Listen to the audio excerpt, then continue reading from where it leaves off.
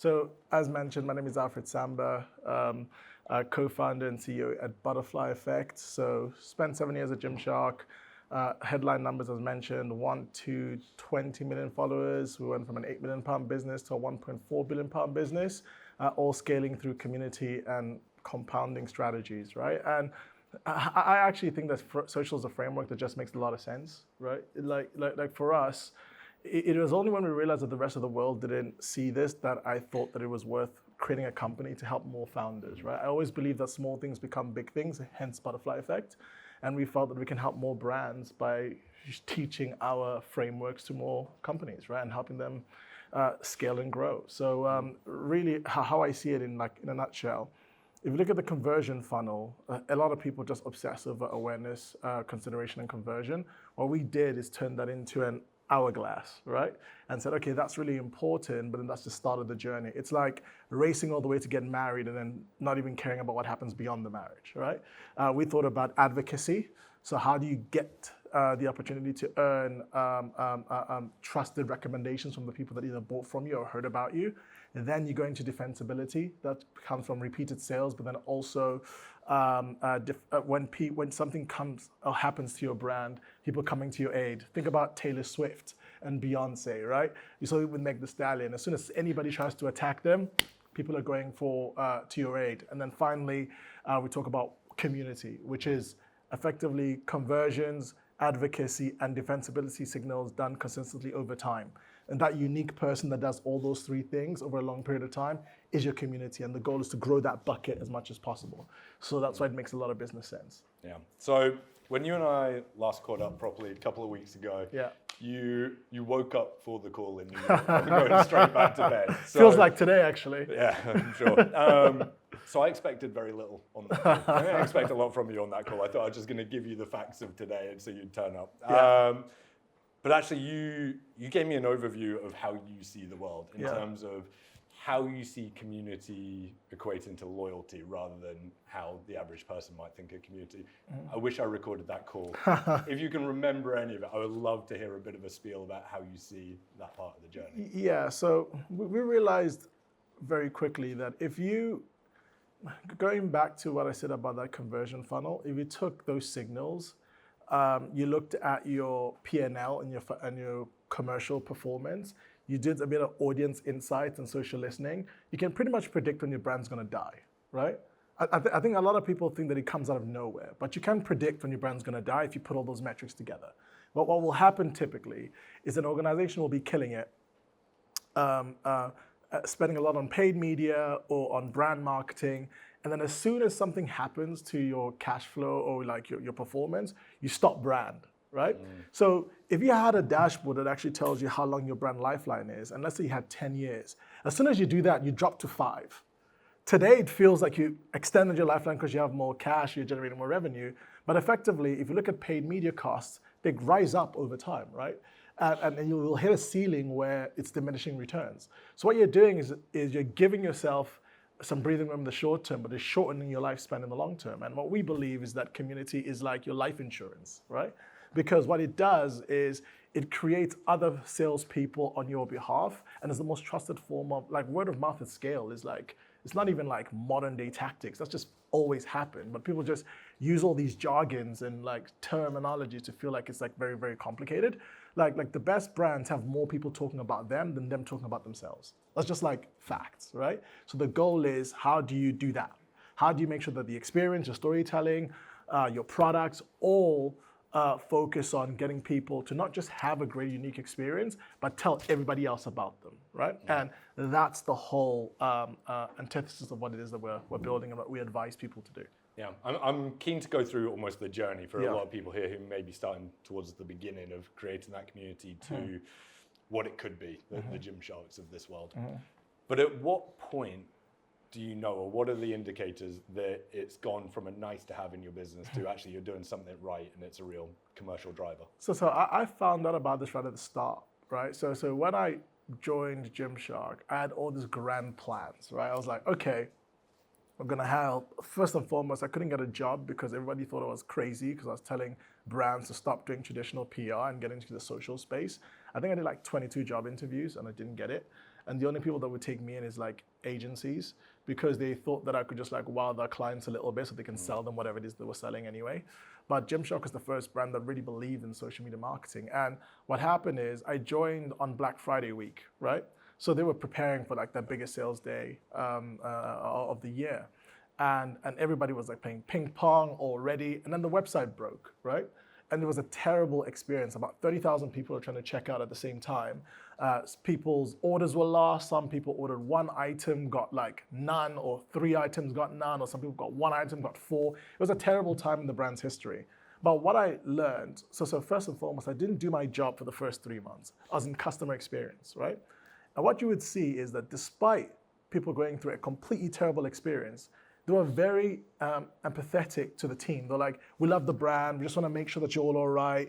I just want to know what my order is. Like, don't worry, this isn't. And I was like, well, most brands would die after giving people a terrible experience. That moat and that defensibility is the thing that's going to give Gymshark a fighting chance. And the goal is to make sure that the proximity between the brand and the community never widens, even as we grow. And that's the biggest thing that happens, is that brands forget the people that got them where they were in pursuit of, you get investors, you get quarterly targets, you forget about the community that got you there in the first place. And those are your biggest salespeople. And my job was to be in the middle. I was basically like Switzerland, right? Between the brand and the community, making sure the brand didn't get too much of its way and the community didn't get too much of its way. As it grew, we still felt very small, right? That was a very, very tough thing to do. But that's the reason why Gymshark was able to thrive, because what happened was, if you look at the sales cycle, we really only sold twice a year. Like, and every now and again we had a really great product that people were looking for, but really we're really in hard sales twice a year. Summer sale and Black Friday. That was the only times where on the Gymshark channels you'd have like a real right hook. Gary Vaynerchuk talks about jab, jab, jab, and then hook. So give value up front. So we spend about 90% of the year giving value up front, right? Maybe 80%, right? And what we would do is we'll do brand growth tactics to get people to fall in love with the brand, and then we reel them in during those big sales days. And we realized that if we do that, that's way more effective, right? Sales days feel like events, product days feel like cinema releases, right? We turn products into moments. So we didn't advertise products because of the functional benefits. We advertise them based on the human benefits, right?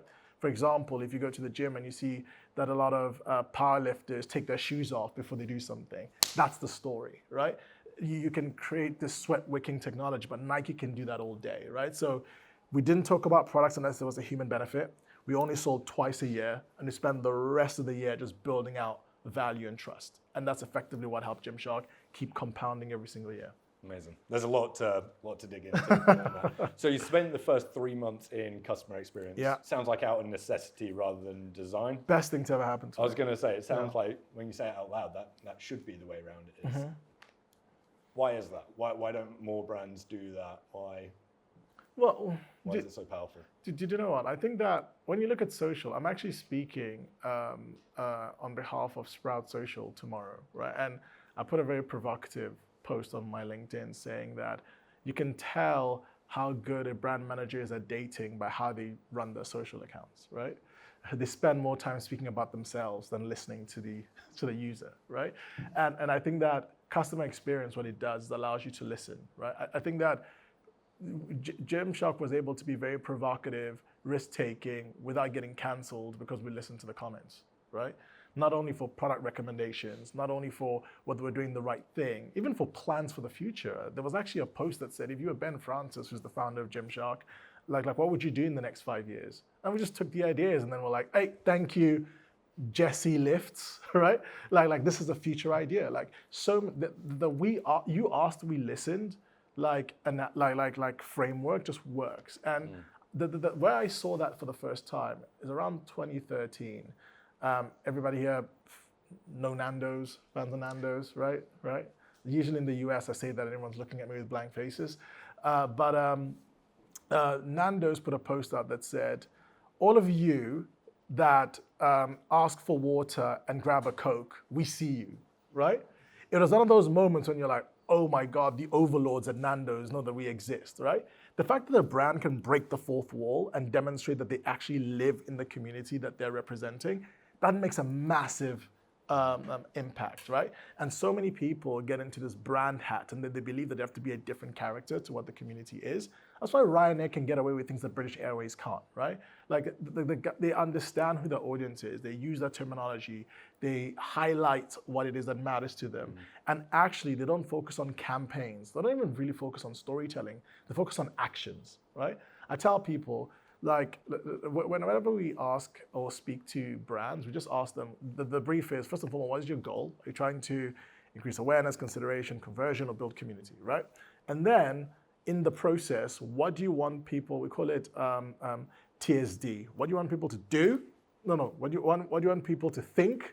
What do you want people to say? And then what do you want people to do, right? And how we get about that depends on how your community best wants to receive that message. It's not, we're going to default to a hero video. We're going to default to influencers. It's basically, how do you want people to actually think, say, and do? And then we'll come up with the right strategy to make that happen.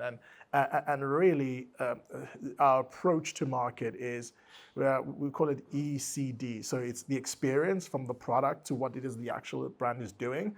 It could be that you just have like headlines of actions that people just love and get behind. That works way more than storytelling. Then you've got content, which is documenting of those experiences and actions, right?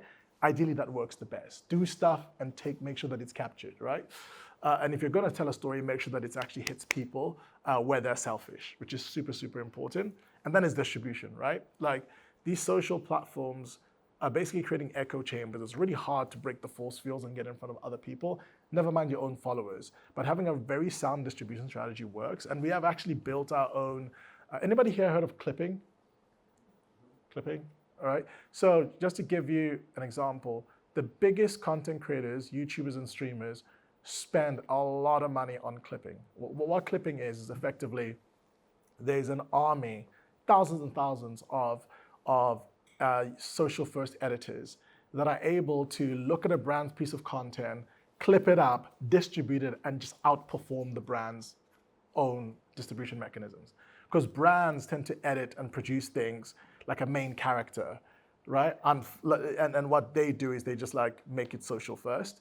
And the biggest streamers in the world, there was a guy called Neom who said that he spends $1 million a month on clipping. So the reason why that works, going back to what I said about the best brands have more people talking about themselves than them talking about themselves. What that does is basically change from them, like me saying I'm a nice guy, to everybody else saying I'm a nice guy. Or me saying I have a nice hat to everybody else saying Alfred has a nice hat. Or a dumb hat, right? So that approach has categorically changed everything. So much so that we actually have a client called Formula E, and we were helping them when Mr. Beast crashed the car. That came out. They wanted everybody to see that. And instead of us going through like traditional distribution channels, we said, let's go to the memes and the clippers, right? And then we tried the experience over there. We realized it was volatile, so we just built our own, and people love it, right? Because it's like, okay, what does modern day media look like, right? People don't believe the person that's giving the message anymore because we deteriorated that trust. Because brands, politicians, the world, everyone's just like showed their best self. It's kind of like going to McDonald's, seeing what the burger looks like on the screen and then getting an actual one, right? Like that's what marketing has been for the last 40 years. But now people want to make sure that it's real and they trust the news, the headline, and the impact more than they trust the messenger. And we've just realized that we just have to reverse engineer where we're at. And I'll give another example. The film Sinners. Anybody watch that? So Sinners generated just shy of $400 million globally. Original film. They had about a $50 to $80 million marketing budget, right? So, and you can look on their account. The trailer they posted that had Michael B. Jordan on the collaboration post had like all the actors on there. It had all the studios on there. I think it generated something like 270,000 likes and a couple million views, right? Literally, the clip version of the trailer just dwarfed it, right? Like they just took moments from the film and they just turned it into like clippable moments. It dwarfed it. But then when you type in Sinners on Instagram, and I encourage you all to do it, and you scroll through, all the content are clippers. So my mind goes and says, you clever bastards, right? What you did is instead of saying we're going to go the traditional route because you're an independent film, we're going to go the clipping route. And they just distributed it across. And basically what they distributed was clippers, publishers, and social commentators, right? And that gave a 360 perspective on the film and made it unmissable. Same thing with Michael Jackson. If you look at it, type in the film, and you'll see who's talking about it. It's not the official sources. And that can be orchestrated. You're not waiting to go viral. Virality can be reverse engineered if you do it the right way. And I think what's interesting about all this, I'm thinking about everyone in this room, so there's almost two profiles with this. There's the brand that we're trying to get across, and whether you want that to be a fun, silly brand or a serious, whatever it is. But then there's also the founder profile and your view on it. So how have you seen that really work for different brands where they play against each other? Well, first and foremost, so I never like to default that everybody should do something. Where I like to go back in first principles is that we're all in the trust business at the end of the day.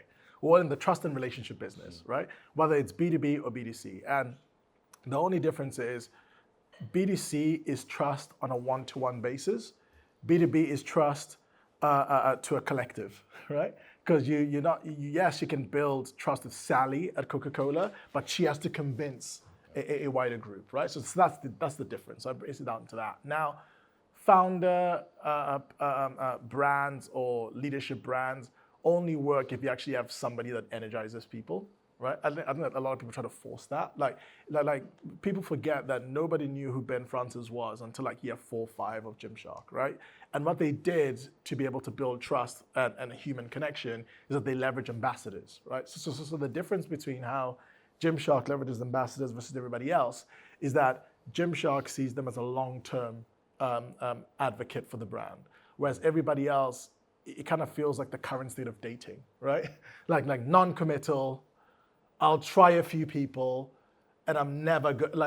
It's when I speak to a lot of brands about what they've done with influencers, they've done one campaign, it didn't work because they think that you're going to be able to introduce yourself to a brand, earn trust, and convert with one post. That's impossible. That's just never going to work, right?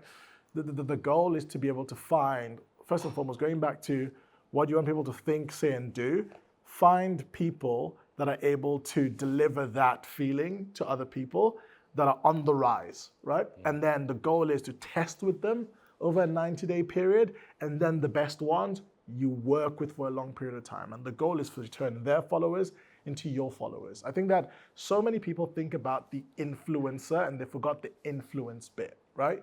Really, the influencer is a gateway to a community. And that's why you're working with them. And really what you're saying is, if on the first interaction, the influencer was not able to convince that community that you are the right brand, it means that it's not a problem with them, it's a problem with you, right? You've not done enough touch points, you've not done the right activation, you've not leveraged the influencer the best way. You basically tried to meet everybody to meet you where you're selfish. And I see a lot of people, what they do is they'll see a creator doing really great content and they'll tell them, here's what we want you to do. Right? That's like me going to your house and telling you to redecorate it, right? That's no longer your home. People can feel that. Like if you always wear all black and I wear red one time, everyone will be like, okay, who styled you today, right? So I think that I think we forget the base principles, right? We get caught up in the jargon and trends, but really at the end of the day, we're in the trust and relationship business, right? So how do we leverage the tools at our disposal to generate trust and also make sure that our actions follow through, right? Because people can now do the background search. Going back to what you said about leadership brands, how shoppers work right now, I like to say in a world where IQ is democratized and everybody has the same toolboxes, EQ is the one that will stand true, right? Like because everybody has a lot of choices. Like I see tools, by the way, I think that people that are trying to use AI directly to try to derail marketing, they don't actually know how much worse they're making the industry, because what you're doing is you're decreasing the barrier to entry and therefore increasing the noise, which therefore means that people are just going to switch off, right? So now people will not make a decision. What would convert somebody a year ago will not work today because everybody's saying the same stuff, right? So those that prioritize on like feeling differently, right? First and foremost, you have to get people to stop scrolling because you're not competing against other people. So what tends to happen is people think that they're competing for screen time with other people that sell the same thing as them. No, you're competing against cat videos, right? Against TMZ, right? Like against the World Cup in a week. Like you're competing against everything. And if you're not remotely interesting, you're just going to get skipped. Doesn't matter how hard you worked, right? Someone will find a cat video and a meme more interesting if you're not able to play towards that field, right? So I think it's important to be contextually correct and understanding what's the state of play on the platform. There's a Dolly Parton meme that kind of like summarizes this properly. She had a meme of herself, so there's 4 versions of herself. It's a 4-part square, and she basically has a picture of herself, and she was like, this is me on Instagram, this is me on LinkedIn, this is me on Tinder, right? So if one person is 4 different people on 4 different platforms, having a one-size-fits-all strategy is just not gonna work, right? So you're better off focusing on one, nailing that, and then having a strategy for the other, nailing that, and then building the wider ecosystem. It's basically like you in a library, at a concert, and a church, right? You're the same person, but you act accordingly. And really what people try to do is just be the same person across all contexts, which doesn't make any sense, right? So we just have to break it down to being human. Yeah, and we're talking a lot about loyalty and influence and all these different words. But what are the measurable bits? Yeah. What should founders?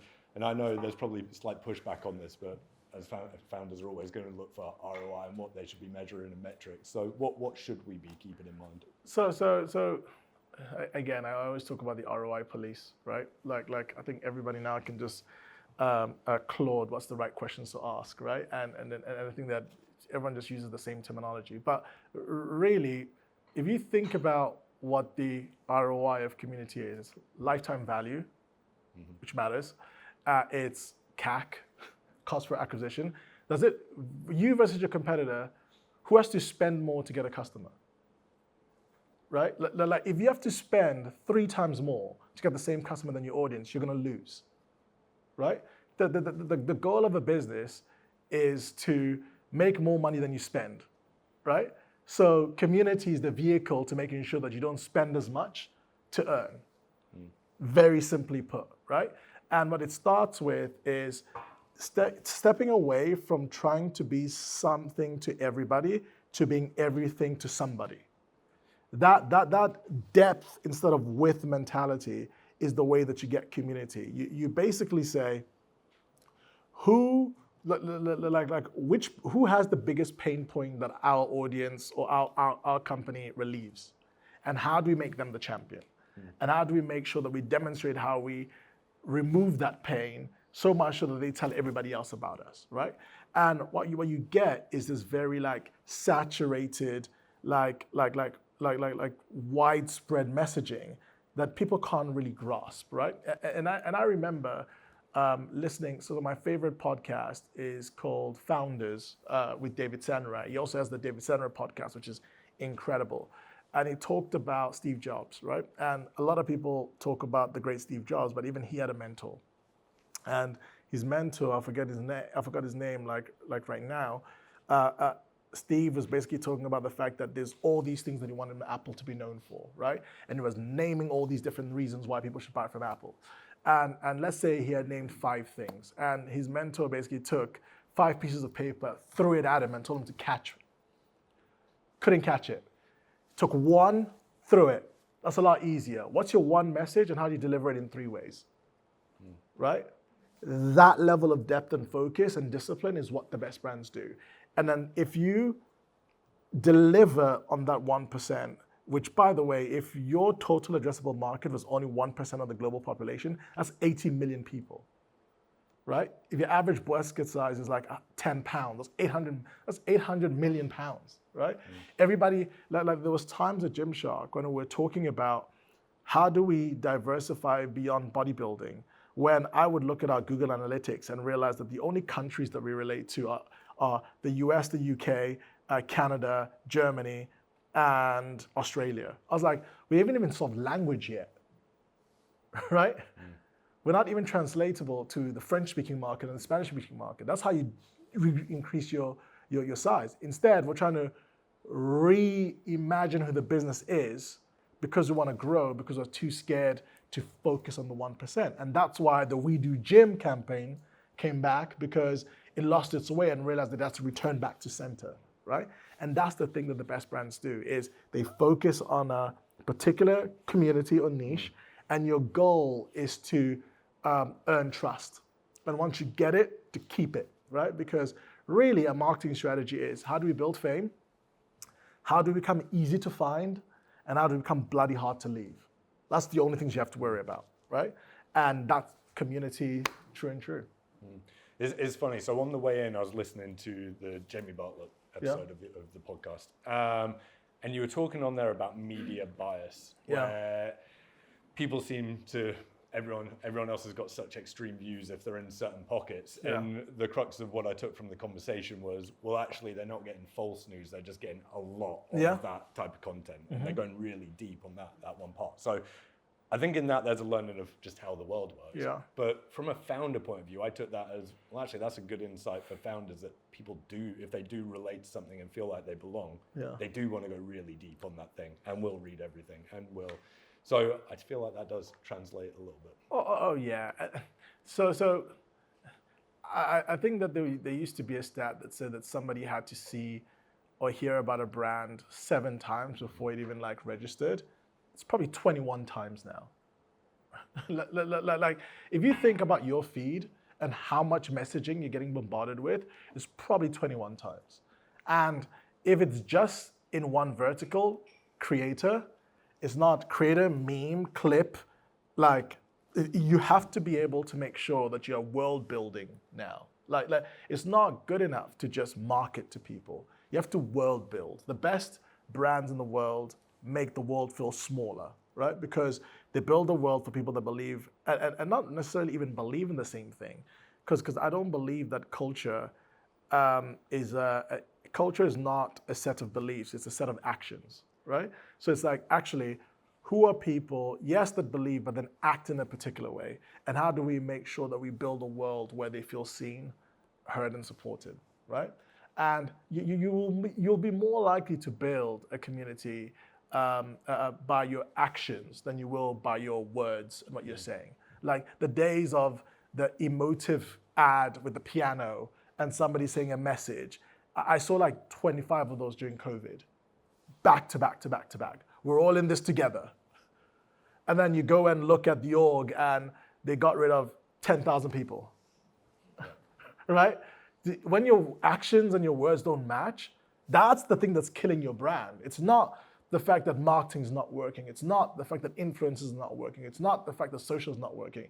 It's the fact that people, going back to what you said about looking deeper. So what people do is they'll ignore. Oh, this brand's really cool. Let me look into them. It's no longer, this brand's pretty cool, I'm gonna buy it. It's, this brand's pretty cool, let me look into them, because what I wear represents who I am. It's an action, right? The brands that I buy from is no longer just, unless you're really in like, I just need something, you go on Amazon. Like anything you buy beyond Amazon means that you care about where it comes from, right? If you just are buying utility, you'll just go on Amazon. You can never compete with them on that. But if you want people to get out of Amazon or out of the marketplace, you're in the brand space. And that therefore means that they're not just buying because you're useful, they're buying because you represent something about them. And you need to figure out what that is, right? And make sure that you bang that home. And I think that so many times, I talk to so many founders that I call it the paid media drug, right? They put £1 in to get 10. And then what they do is they just said, okay, yeah, it's important to double down on that, but I always say that it's all about and, not or, right? You should be able to carve out, and we used to call brand budget at Gymshark a fixed budget, right? It might be 20% of what we pay on paid, but that is fixed. So it's basically like one is your salary and one's your pension, right? If you think about it that way, life insurance, right? Because one day you're gonna need it. And people think that they're gonna you're never gonna be younger than you are today. You're never gonna have as much energy as you have today, right? As a brand and as a person. And people forget that time doesn't get better, right? Because the more you become better, the more people see what you're doing, the more people will copy you. Like the tech moat used to be maybe like 3 years, 5 years, 10 years. It's now 3 months if you're lucky. The moment you say that you're doing something, I can vibe code that tomorrow, right? So unless you have the proprietary data, community, I tell people the only moat you have now is CDM, right? Like you have community, you have distribution, and you have data, basically measurement and data. If you don't have those 3 things, anybody can copy you tomorrow, right? And I think that some of the biggest companies in the world don't realize the shift we're about to go into, because these kids who cannot get jobs, who see headline after headline of young people not being, has anybody here ever watched Prison Break? It's my favorite show, right? What happens when you put somebody in the dark for very long? They break out, right? So if people can't pay their bills, if people can't earn a living, what are they going to do? They're going to create. Which, by the way, I think is the right thing. I actually think that the last 20 years, we've got the brilliant, most innovative and creative people on the planet building apps, right? To sell kittens online, right? Like, if you take a picture of New York 20 years ago versus now, it's the same place, right? I actually think what's going to happen is we're going to be able to, in the next 3-5 years, anybody that creates the bridge between the digital world and the physical space are going to be the ones that win, right? And I think a lot of the young talent coming out are building bridge companies, right? And they can distribute quicker because they know about clipping. They can storytell better because they know how to resonate with people. They have black belts in distribution, right? And they had to just figure out the product bit. And now Claude has made that so much easier. So we're seeing this whole seeing a company go from 0 to 100 mil ARR. That's like now if you go to an investor, they're like, hey, we don't want to get there in 10 years, we want to go there in 3 years because these kids are doing this. Like, we built our clipping tool and we think we can do the same in like 24 months, right? Because now you don't need a development team to get an MVP out and to take transactions in. So it's no longer a nice to have. Community data and distribution is no longer a nice to have. You need it for survival. You need it for survival. And by the way, I believe that in the UK, as somebody that spends a lot of time in the US, I believe that we have the best crop of founders on the planet. We just don't believe in ourselves. And there's some truth in that. So look, I'm keen to get to Q&A pretty quickly. I have one more question for you, but again, for Q&A, be selfish, ask about your business. I think it's better for everyone if we have real life examples rather than the theory, so I think it works. But just to finish off this part, for those that are right at the start of the journey of turning their brand into more of a community or starting that side of it, what are the first steps and what should they be looking at potentially on quite a tight budget? Yeah, so to be honest, I think that you can start, if you yourself as a founder is not like creatively inclined, you can just start with UGC, right? Like user-generated content exists. Like, you can get assets for like a couple £100, right? Like if your briefing's right, if your taste is good and you can spot the right ones, I would start there. And anything that like breaks your threshold, I'll just put paid media behind it. Like, just turning your paid media ads into more brand-led ads that's the bare minimum. Like if you're already spending money on paid media, just turning your assets to being more creator-led, I think that's like the start. And then what I would do is say, okay, who's the community that we're really trying to infiltrate? Like who are they? Like who are the people that we're trying to earn the trust of, and who currently has that trust? And how can we rent it, right? And before you can buy the mansion, you have to first buy the flat, right? So which creators, meme pages, publishers are the flat? And I would start there, right?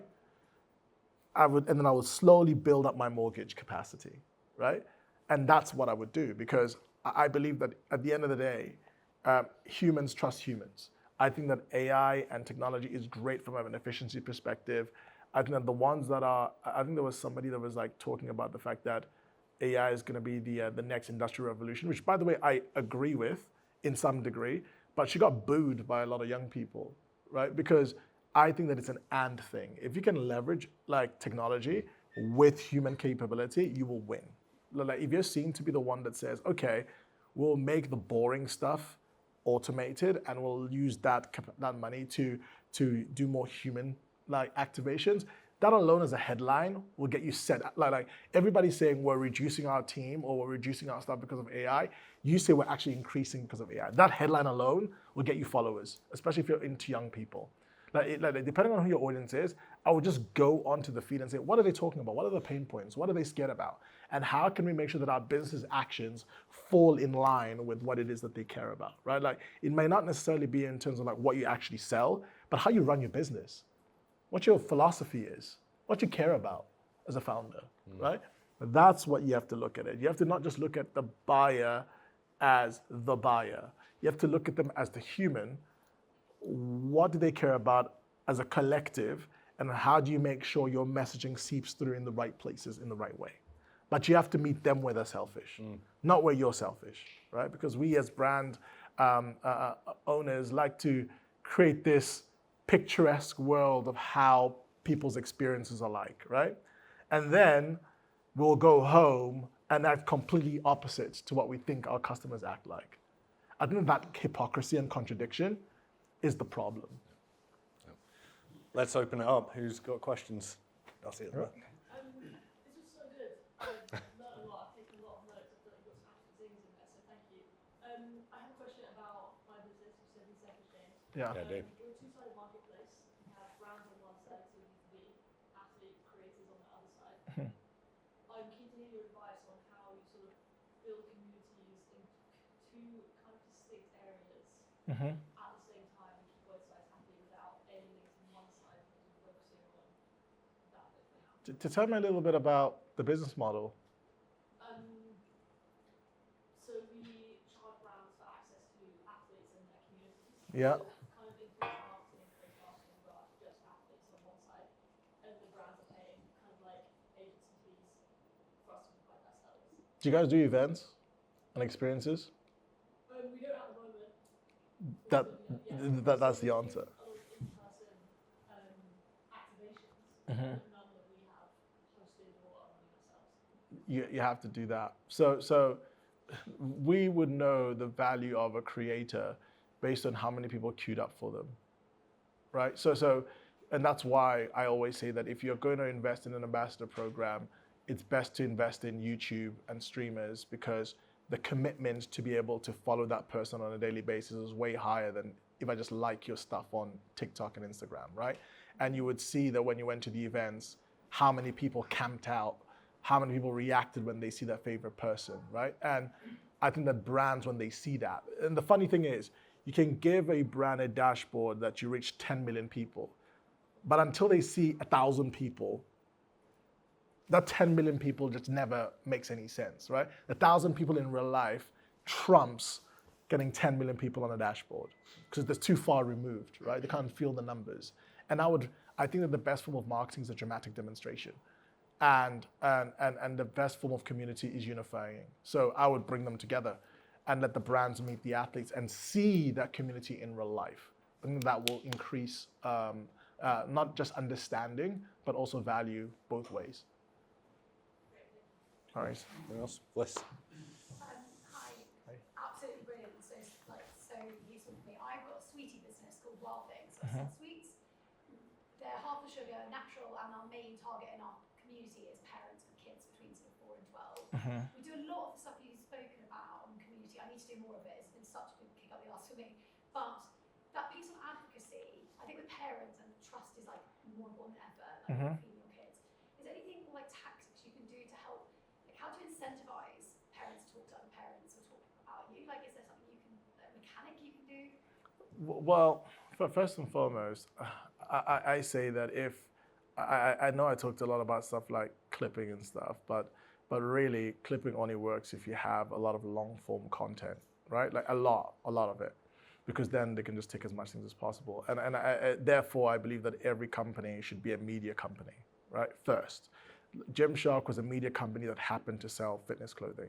People knew about the story and our shows and our IP and our athletes before they knew about the product, right? And what I would do is I'll say, okay, how do I create serialization media that the kids love. And if you get the kids to be glued into just like Peppa Pig, right?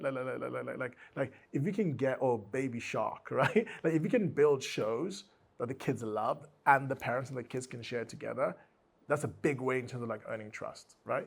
And then if you can create parent-kids events and you bring people together, where they can meet the stars on the show, where they can meet with each other, or even if they can contribute to the sales, to the show storylines in some capacity, right?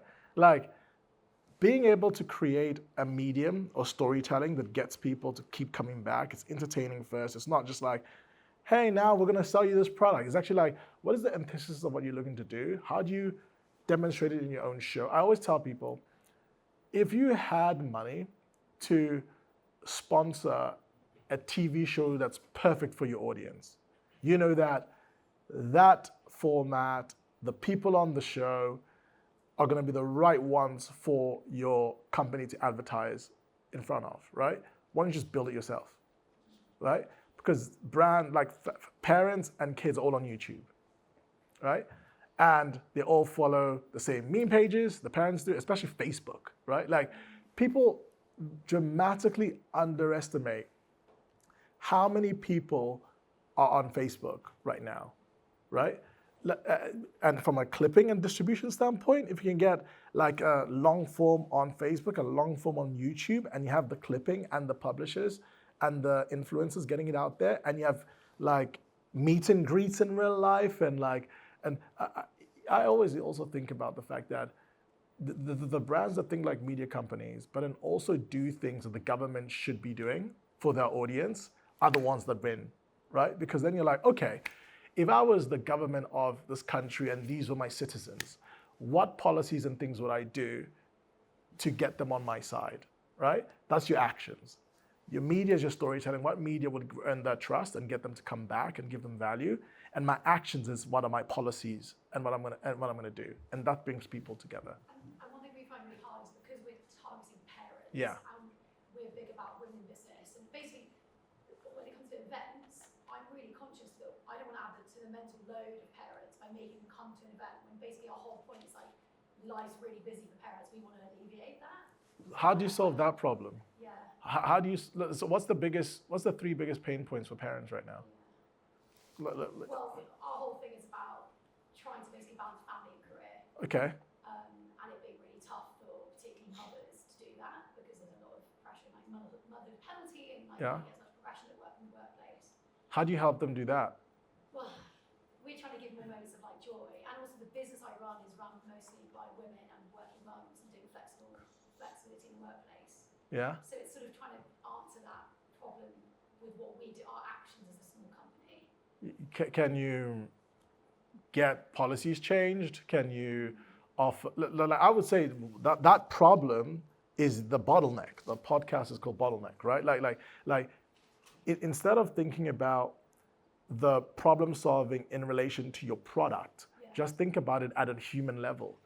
And because you're the one that unlocks that bottleneck, they will come to you on a product level. So if busy parents, battling careers, and people wanting to feel still, obviously it's from a storytelling perspective, how do you relate to that? But then what can you do from an action perspective? But what can your brand actually do? I think that people forget that. Anybody see the New York mayor campaign with Mandani and how he went with a social first approach and became the mayor of New York? And now, 100 days after, is using the same strategies to announce the policies of what they've done. And what are you seeing in the comment section?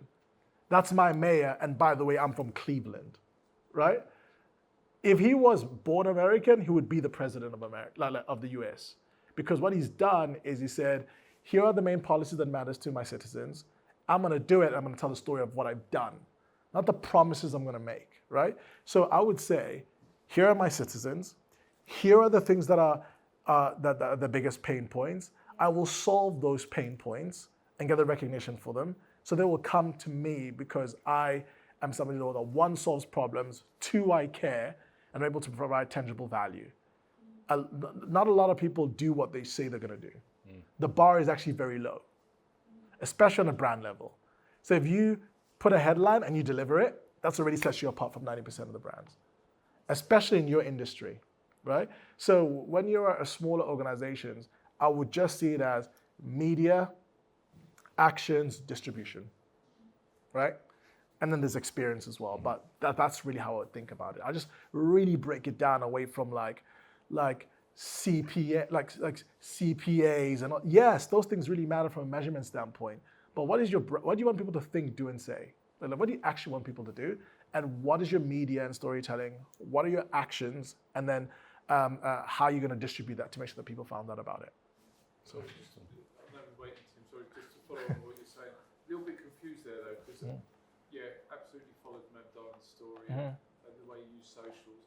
But that seems to sort of contradict with everything you were saying in the conversation earlier around what's your dating style. Matt Darden is talking about himself all the time. No, he's talking about what he's done.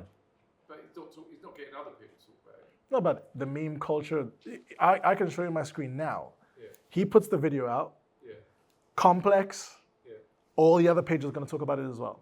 Okay. But he's not talking about him. Like, if you really ask about other than him being an Arsenal fan, right? And how much do you actually know about him? Fair amount, but yeah, I get your point. It's talking about his actions. It's all about New York. Yeah. So instead of going to the BBC or whatever the equivalent is in the US, he goes to Side Talk and does a walk from one side of New York to the other because he knows that that's where people are going to see it. Yeah. And then the people in New York want answers. They want, okay, you made these policies. How many politicians actually say, this is what we've actually done? He took the same tactics to say, I love New York, to demonstrate my actions to demonstrate that I love New York. It's not about him, it's about his actions. That's why I say, start with the actions and then tell the story. And then everybody will share what you've done. Sorry. Yeah, again, great talk. I was trying to be too busy writing. It's recorded, Tim. You're all good. Sorry about that. I got energized. I know, so I made a hairbrush that flexes, right? So it's a bit unusual, but its main purpose is not to break hair, which we've done, right? So it's a fantastic achievement. And it's changed how a hairbrush is traditionally made. But our biggest challenge is to educate people. Because people are used to holding a brush and pulling and pulling the hair out. Yeah. And our brush, you move it with the hair. So you don't break it, right? And it's also a scalp brush as well. So our biggest problem is we do lots. Yeah. And we're trying to educate people. And then with our process, we've now opened in about 19 countries. Yeah. Right? But we're like butter. We're very thinly spread. Yeah. We've got all these followers everywhere. So we're now doing UGC. We've got a small budget. And really, I've sort of gone whoosh like this rather than focused in. Yeah. So you've got to give me a golden nugget of what to do. No pressure. Hey. I would do. You're testing my knowledge about hair. My better half is testing me there as well. She's looking at me like, you better get this right. I would start a hair care show. Right. The best form of marketing is dramatic demonstration. Like, there's a guy, everybody knows Benny Blanco. He's like married to Selena Gomez. Have you seen his YouTube channel? Billy Blank. Benny Blanco. Have you seen his YouTube channel? It's basically like a podcast that feels like Big Brother, right? So it's like filmed in a house, and the name of the episode is the guests of the show. Him, Lil Dicky, and Lil Dicky's wife are the people there. And they basically, like, you know when people walk in before a podcast, they chat around, they have some coffee, they just Big Brother that whole experience, right? And people love it. Like, people are drawn to it because it's a different format, right? It's people that are intriguing, and people know about Big Brother, so it's like nostalgia there, right? What I would do is I would take a nostalgic format, I would put different characters with different hairstyles, and I'll call it the hair repair show, right? Right? And that's a dramatic demonstration because you say, there you're shaving, for this one, I'm gonna use my trusty, this brush, right? Now tell me about your day. And then it's different hair, like women from different backgrounds, and the more dramatic, the crazier. There's this guy that's a barber, right? And his whole format is a kid telling him, oh, I want hair like David Beckham, right? And sometimes you're like, how the hell is he gonna do that? Because their hair is completely different. And then he does it, right? And just that, oh, wow. little format works, right? So I'll just say, what's the dramatic demonstration of what it is that you guys do? And how do we turn it into a format that people will be hooked on, right? And if you leverage nostalgia, Deal or No Deal, or another shit, that's what Mr. Beast does. Just takes old formats and turns it into new formats, right? The hook of a format has already been tested, that works in terms of getting people's attention, and people know that it's familiar. I always say that newness is overrated, right? Just find the new version of the old stuff, and then just bring it. So what did people watch soap operas back in the day? I would create a soap opera channel, The Bold and the Beautiful, right? Right? The Hair and the Beauty. I don't know. Like I would just take old formats that people love and bring it to the light. Hey, I was on the test there. David?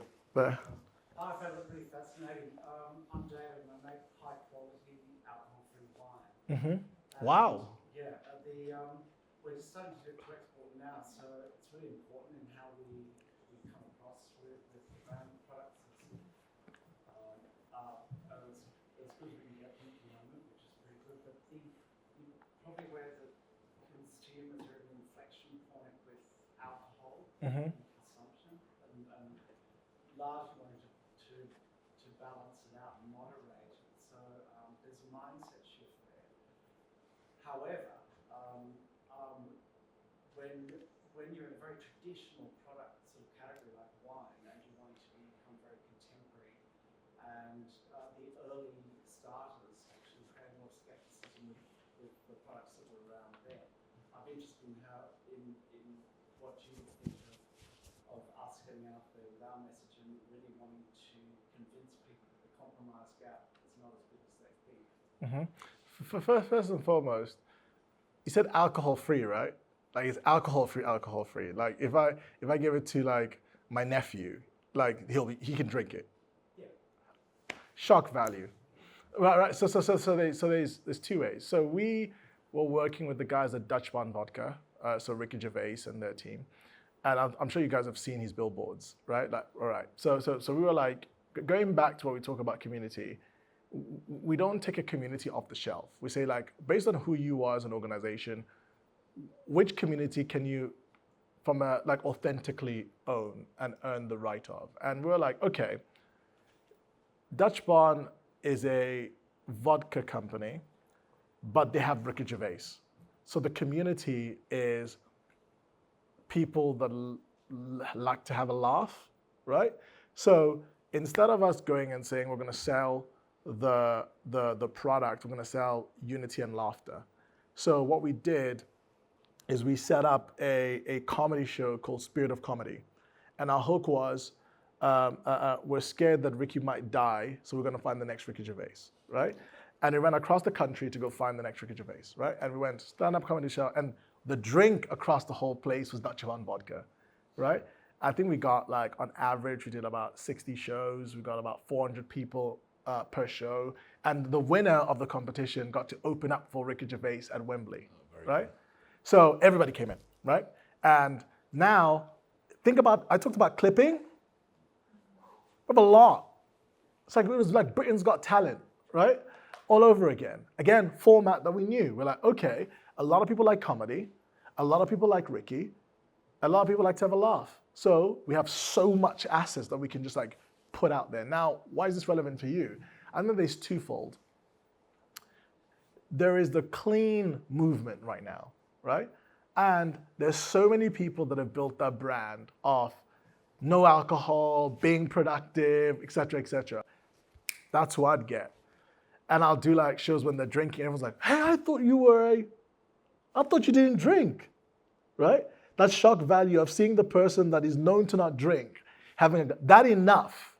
Like, so Liquid Death, you know Liquid Death? They had an ad where they had kids drinking their cans, right? And everybody thought that it was alcohol. Because you're scrolling, then you're like, wait, hold on a second. Did I just see what I saw? Right? And it was kids drinking the drink with like rebellious music in the background, but they're drinking water, right? So it's shock value. It's like, I know that everybody, how they scroll on social, they do this, right? And then you stop when there's something obscure or that you didn't expect, because we can read what's going to happen. We can basically finish the story before it happens. But that, seeing somebody you didn't expect drinking alcohol, hook, and having formats, like for example, there's Drink Champs, which is basically like a podcast where people come together, they have a drink together. Having all those formats, but then it's alcohol free, and you're prioritizing people that care about fitness and health, I think that's where I would go. I wouldn't try to convince wine drinkers to take it. I would go and get people that don't drink wine or are known to not drink wine and get them to champion it. I think that's an approach I would take. Yeah, Max. Thanks so much. I feel like I'm in an auction right now. We could start now. Yeah. We'll for an hour. If I do grip therapy, every nugget has been amazing. Well, here's my story. We do strength tracking technology, where it's like a wearable, attachable, where it tracks your strength exercise. We've got some amazing pro sports businesses and institutions using us, from Formula One drivers, French Club, and whatnot. But the market in this country is very small for sport, and the wide audience, like commercial space as well. We've got a very small marketing budget, like tiny, and I'm trying to work out which is the best platform to position our brand on, to build that sense of community. Yeah. We've got some amazing stories to tell. We can't tell all of it because of the rights and all this comes from brands. But how do you, if you've got a small marketing team, a very small marketing team, a very small budget, what would be the best platforms to kind of jump into and to double down on, given technology is new, education is required, kind of the audience, you're trying to be an audience which don't quite get technology. Who's the buyer? The coach, the performance coach. The performance coach. What platform do they use? Combination of LinkedIn and Instagram. Okay, That's the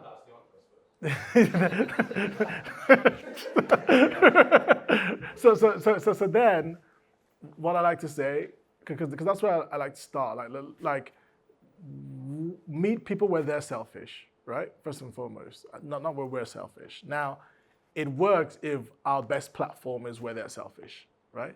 But often the times it's not. So I meet them there. And then what I would do is say, what does that feed look like and what do they stop scrolling for? And what do they share to their friends or to their clients? So on LinkedIn, I give people a hack. So I'm a nerdy LinkedIner, right? My account was, in 2024, the second most engaged LinkedIn page globally, right?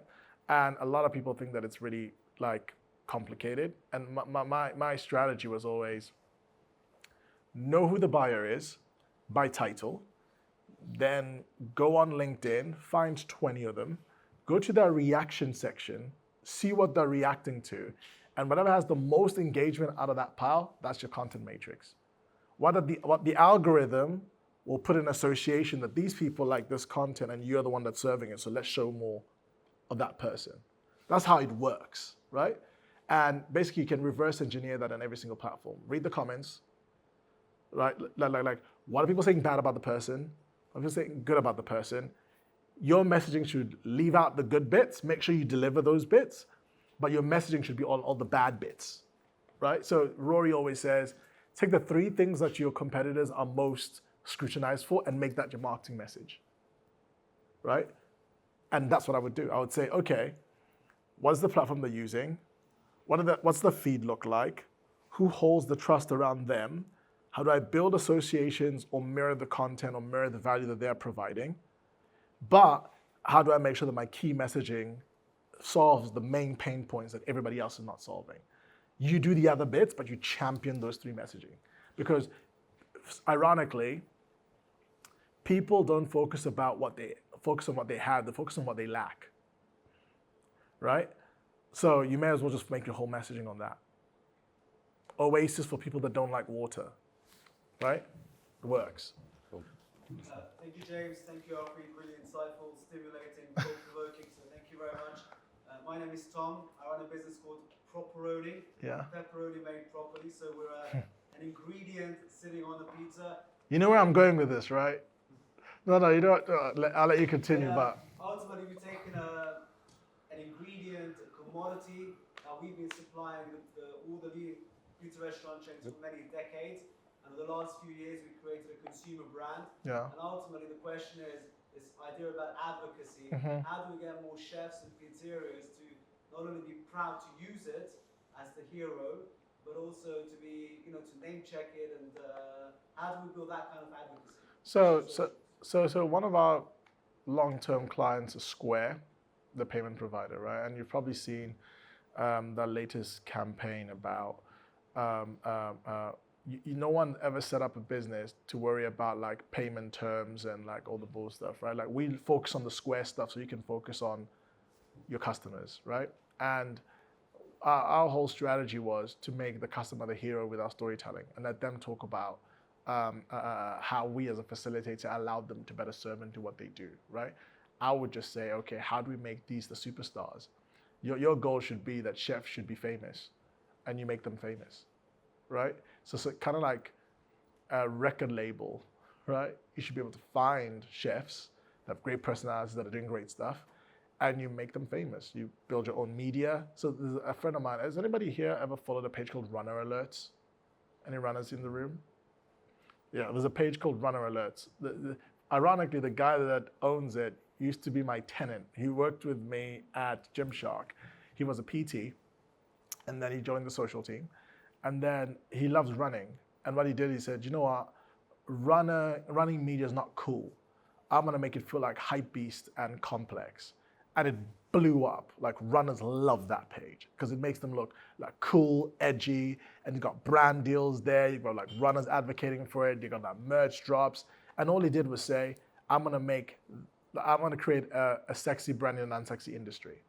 And that's what I would do. I would say, how do I make chefs cooler through media and distribution, right? And then you guys are the facilitator for that. So chefs will be like, one, I feel seen. Damn, I look cool because now my kids are telling me that what I do is really cool and I'm a champion. Who's the brand that's responsible for this? That's what I would do, right? I always say that if you want to build community or trust or advocacy, make other people cool. It's just like if you want to build the biggest business in the world, make other people money, right? Just make other people cool, make them feel seen, heard, and looked after. And if you give them that, they will reward you tenfold because you are the person that did it, because most brands don't do that. That's what I would do. And I would have the media side and I'd have the action side. I'd ask them. So Wix is another one of our clients as well. And we're like, okay, so what problems do like DIY like experts have? And like sometimes our vans are broken and we have like a Wix insurance like kit. So like if something, so it's like, what are the actions that solve the problem? Going back to your example, and what's the media that makes them look cool, right? And like the hero, what actually does that, right? Like, and I would look at mediums either nostalgically or not linear, lateral. Like what else, what other media do chefs find engaging outside of your space? And I would bring that into this space. And I would do that, right? Chef's tale, right? Chefs are cool. I don't know, right? Chefs are us. I would just create that and you'll win. Honestly, it's not that complicated. Cool, we have time for just a couple more, so Nick, go for it.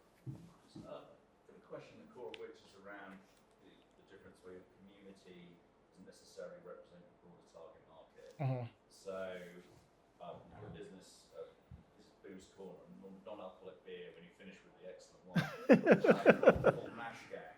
And it's got two, like Mash Gang appeals to like really geeky brewers because it's got lots of what, like if you're really into craft beer, then you know about it. And also it came out of the straight edge music scene. So hardcore punk minus the drugs, because I've done a lot of drugs, or because you found it's more fun without the drugs. Yeah. So a sizable community, but very opinionated and quite distinct. Yeah. We've got a product in Waitrose. You know, our target audience is probably looking forward to Rivals at the weekend. You know, our main market is millennial, probably parents cutting down a bit. Yeah, it's really quite distinct from the core of our very passionate community. Very responsive on everything we do because they love it and they feel it. So can you describe the community and the customer? Can you describe the two of them? So the community reflects where the brand came from. Yeah. Which is the founders, the music scene, the brewery scene. Yeah. So very active on channels like Yeah. buying directly, and then the target audience for non-alcoholic beer is an awful lot broader, Yeah. and the overlap is. But everybody feels like a rebel in some shape or form, right? Like. So I'll give an example. So there's a company called I'm not gonna name them. So there's a fitness company that we're speaking to, and they were very broad in terms of like what they sold, right? The supplements company, and they're like, well, we want to build a community, and we want to start like a gym version of a running club. And I was like, first and foremost, that doesn't work because the gyms are basically like the new Starbucks, right? And for WhatsApp solved that problem because I can just message my mate and make that happen. If you want to create unity amongst a broad audience, find the very simple thing that unifies them that they can feel to their core. And that was failure, right? I was actually like, the fitness company that owns the word failure will win because everybody can relate to that. Whether you've been doing it for 100 years or whether you've been doing it for 5 years, you'll always hit failure. And actually, failure is also a mindset problem. So it's like, it's not only like a physical thing, so you can see failure, but also people can relate with the fear of failure. And if you can own the word failure, empower people to push beyond failure in the gym and in life, you'll win, right? So I guess with yours, it'll be the inner rebel, right? Physically, which is your audience. For the wider audience, I'll go mentally and in life. What unifies them? What's the red thread across all those things? Because when you said the name of the brand, I thought grime, right? Like grime stars will love that, right? There's an opportunity there, right? So some they're like, actually, there's a red thread that unifies everybody, which is that inner rebel. And everybody's been a lot of people can relate to being that inner rebel or that misunderstood person in different aspects of life. And if you can tap into those aspects of life and bring it back down to that core center to show that that's why we're all the same, that's where I'd focus. I'd focus on the mindset connection as opposed to the visual connection. I actually think that you're doing the right thing by having an obvious audience, but you unify people based on the mindset to showcase that this is why we represent who we are, as opposed to this is who we are. Do you know what I mean? That's what I'd focus on. Cool. We have time for just one more. Michael? Yeah, this was really helpful. Thank you. Yeah. Our business is a little bit different to the consumer market, so we're B2B SaaS tech. Yeah. And we actually looked like a lot of examples within our marketing of Square and like Expensify, kind of like you didn't start this to do that. Yeah. We target gyms and fitness studios. Yeah. And a large part of our thesis is how to help them build their community. Yeah. So we do a lot of data analytics, track data, look at trigger points, look at disengagement, and find ways for them to optimize their messaging to bring members back in, and do so before they get disengaged. Now, a large part of our messaging there is like built for those who value their community. What we struggle with is actually building our own beyond like good customer success and spending a lot of time with our customers. We're struggling to sort of like amplify our voice. Okay. Do you guys have a good Trustpilot? Good reviews? Good like? I mean, yes, but like we haven't really like actually built out Trustpilot on our website. It's probably a good start. Yeah. Getting reviews there. Yeah.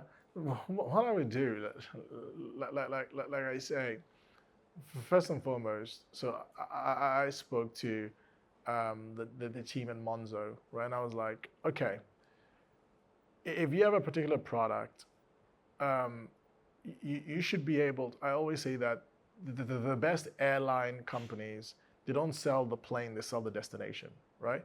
We take you to this place, right? Like, if we do not exist, your life looks like this. That's what your storytelling should be. Is that, okay, if we do not exist, your life would look like this. And it might already look like this, but you don't have to live this way, is basically what the hook of what you're saying is, right? So from a storytelling person, I would find the true authentic pain, not the fabricated brand pain that I would speak to your consumers and talk about the realities of what they are, and your ads become, like when you watch a biopic or a film and that's a real story, and that gives you like a different edge of like realism. I would find stories from your previous customers and I would turn those into skits and stories that are relatable. Like I don't think people understand how much reviews, customer feedback can be inspirations for stories. And the fact that you're able to say that you don't have to live that way, here's how we do it, already will get people's attention. And then we can bring those people together so that they can learn from each other. I think that a lot of the times, brands, when they think about community, they think that it's a relationship between them and the consumer. No, it's between them and the consumer, but them with each other. So you actually have to facilitate them coming together, as opposed to, even if they forget that you are the person that put them together, right? Ideally, they should remember.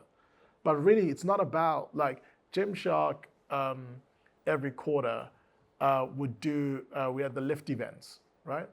They would get like 4,000 to 10,000 people coming around, right? And it was free. Why would they do that? Because they just brought people together. And they brought experiences together. They created memories together, right? And it's free, but then what people bought in products was significantly more than if there was a ticket price. And that's why they moved away from body power, because to get to Gymshark, you had to pay like £35 or £40 or £70 for a ticket. And they said, no, we're going to do it for free. But what happened is, how much people bought at the Gymshark stand in body power versus how much they bought at the lifting club was significantly higher at the lifting club. Because one, you had to travel there. People flew in for it. So it was high commitment. The experience was so good. And they thanked you for bringing those experiences together. Like, a brand cannot form that many relationships. The goal is to find people that share the same mindset and bring them together and build your world, right? Like if you're saying you don't have a community, that means that you have not built your world, right? And the people don't see each other as eye to eye. They're just like, who converted the best? There's no correlation. That's the problem I think sometimes with paid media metrics is it treats the consumer as a number. But what it is that means that there's no loyalty. That means that whoever can give me the better deal, I'll go to them straight away. What you need to try to understand is, who are the people behind the transactions? What are the things that unifies them together? What's their biggest pain points, and how do we bring them together and solve those pain points? And that's how you start. And then you document it. And that's how you start, right? Like everybody's seen like this whole talk about the watch, the latest talk about that like designer watch that got like thrown. Like, you got people camping out. Yeah, the AP. Yeah. No. But I'll tell you what. How did you find out about it? I've liked the Swatch Omega kind of collab for ages, so I got hit with it obviously. Yeah.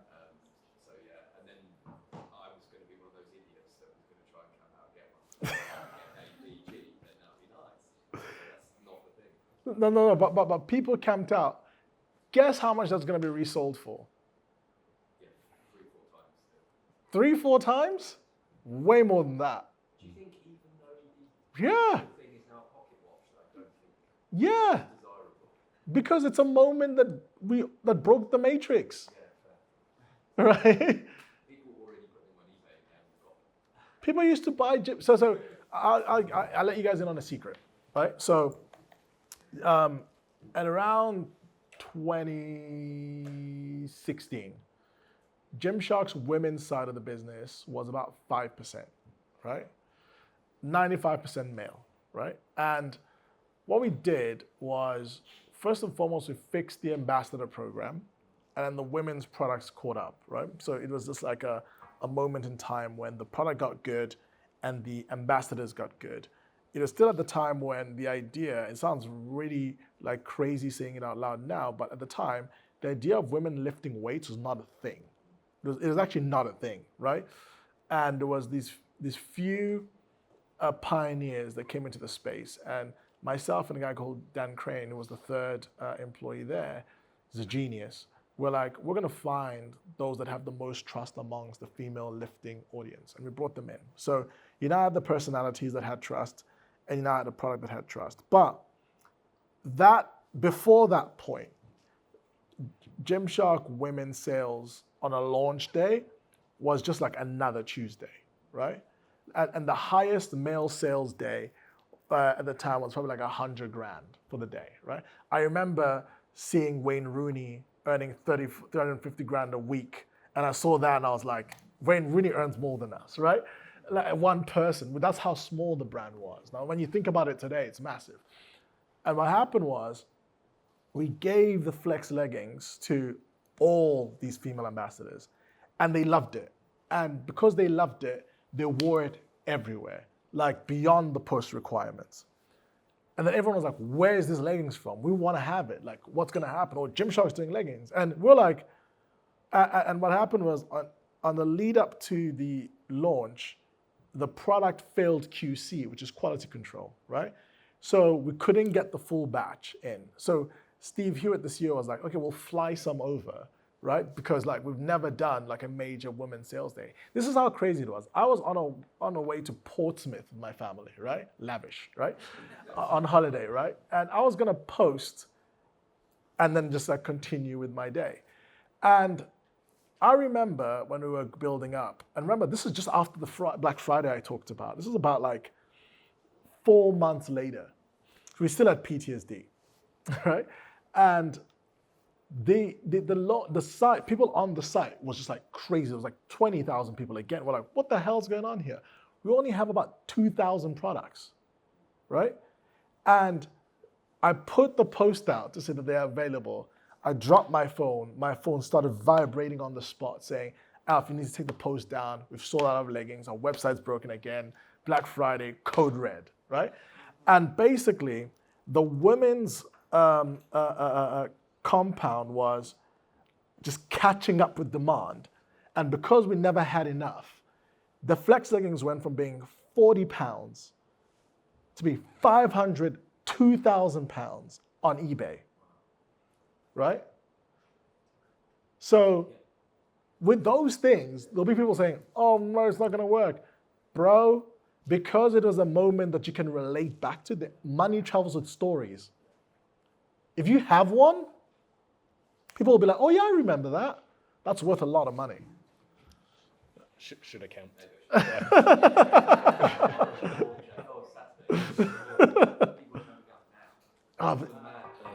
No.